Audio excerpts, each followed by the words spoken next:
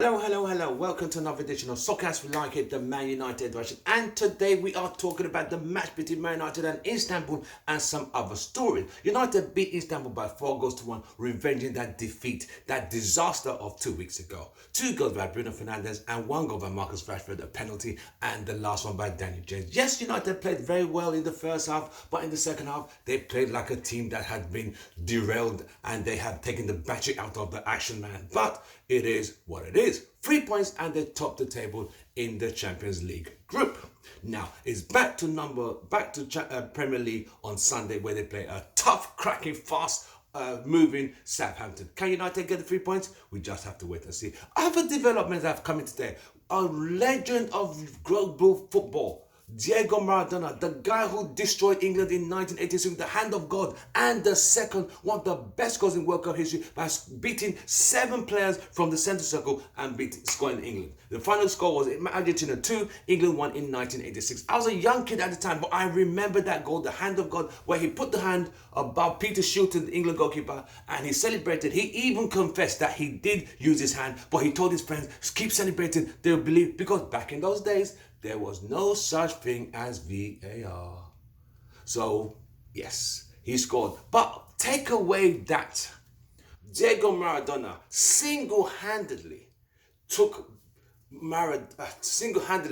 Argentina to the World Cup finals, destroying Belgium, beat Italy. In fact, what brought Maradona 1986 World Cup, and in the final, they beat Germany by 3-2. I sat down watching that game with my mum and my dad that day, and he didn't score, but the 2 assists for Burushaga and Valdano, I remember clearly, were the 2 goals that were the winning goals against Germany, because it was 3 goals, and he assisted 2 of the goals. But the fact of the matter is, he was a genius. When his first World Cup was 1982, in which he was not ready. He was sent off against Italy, who were the eventual winners of the World Cup in 1982. He went back in 86 and proved to the world, yes, the hand of God, but we can't take away the skill set, the tactical genius of this guy. Without any doubt, one of the greatest footballers, in my opinion, after Pele in our generation. A flawed genius. He returned in 1990 for Argentina. They lost to Germany. Returned in 1994. He helped Argentina beat Nigeria.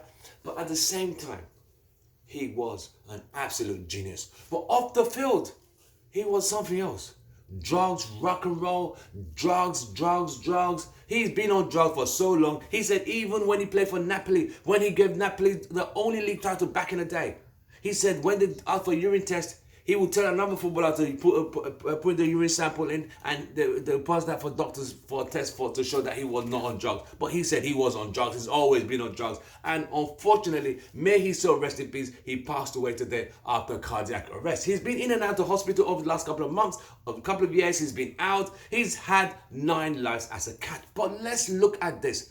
Today also marks 50 years that United legend genius, one of the best players ever to wear a shirt for Man United, George Best, passed away 50 years today. Another flawed genius. A guy who sometimes he didn't turn up for training for 2 weeks.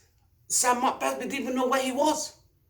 He just disappeared. But he'll be in shows with Miss World, drinking champagne all over the place. He was women, girls, drink, booze, drugs. He did everything. But when he trained, when he played, he was unstoppable. Simply unstoppable. So what do we have? Why are these flawed geniuses so special? On the field, geniuses. Off the field, completely nutcases. Drugs, rock and roll, women, booze, everything against the principle of football. They do it. But when they're on the field, after they've served the bans, the suspensions, the fines, they come to the field and deliver 100%. It's surprising, isn't it? It is surprising. While you're watching our video, don't forget to smash a like, drop your comments. Did you ever watch Maradona? Did you ever watch Maradona play? What did you think of Maradona growing up as a genius for Argentina? Subscribe by hitting the logo on the bottom right of your screen.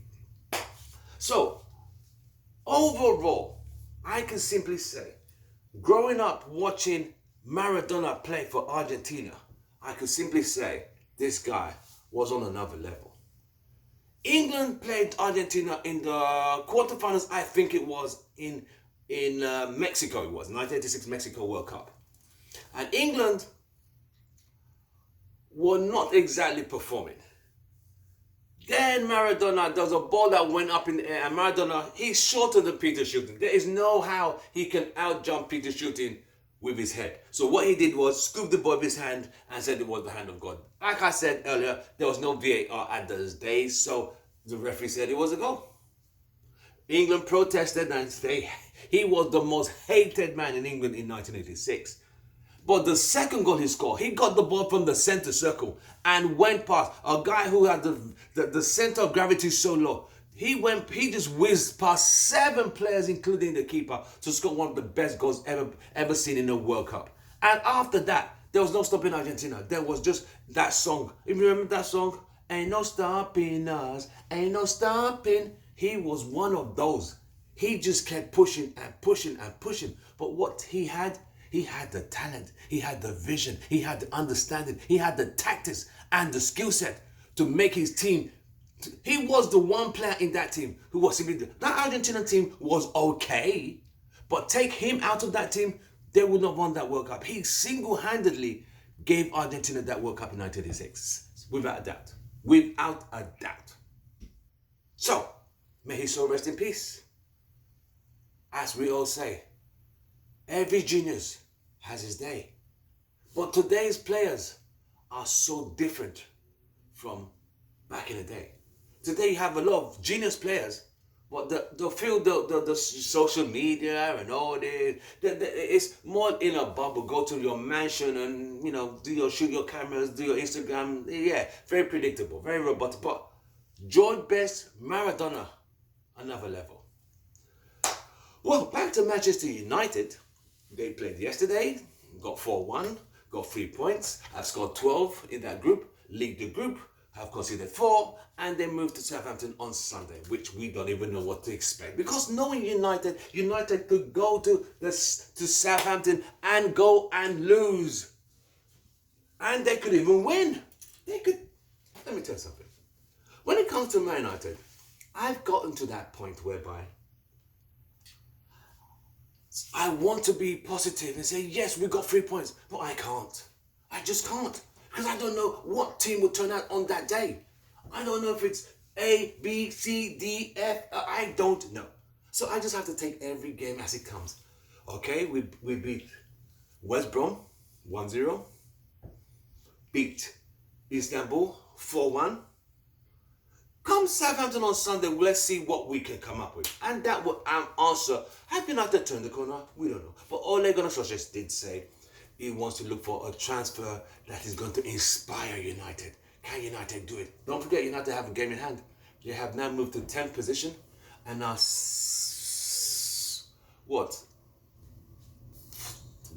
9 points behind the top. If they win the game in hand, they come 6 or whatever it is. But United just need to be consistent. That's all I got to say. United just need to be consistent. I will see you guys later on in the week with more Manchester United news. And hopefully before Sunday, we'll do another video in reference to Man United's preview against Southampton, who are a very good team. Southampton, I think, top 6, if my mind serves me right. I think United are below Southampton, top 6. And they've been playing some good football. Walcott has been absolutely fantastic. Walker, who was so injury prone in Arsenal, but he's now a genius at Southampton. Let me not overuse the word genius, because we never know. We know geniuses, we know world-class players. Let's not call it as is. See what I mean? Anyway, I will see you guys very soon. From me, Tim Ross, your host, happy Thanksgiving to those living in the United States. I wish you all a happy Thanksgiving. Enjoy the turkey. We're all going to try and enjoy the turkey. And I shall see you guys over the weekend in the next couple of days. From me, it's goodbye and good night. Love you all.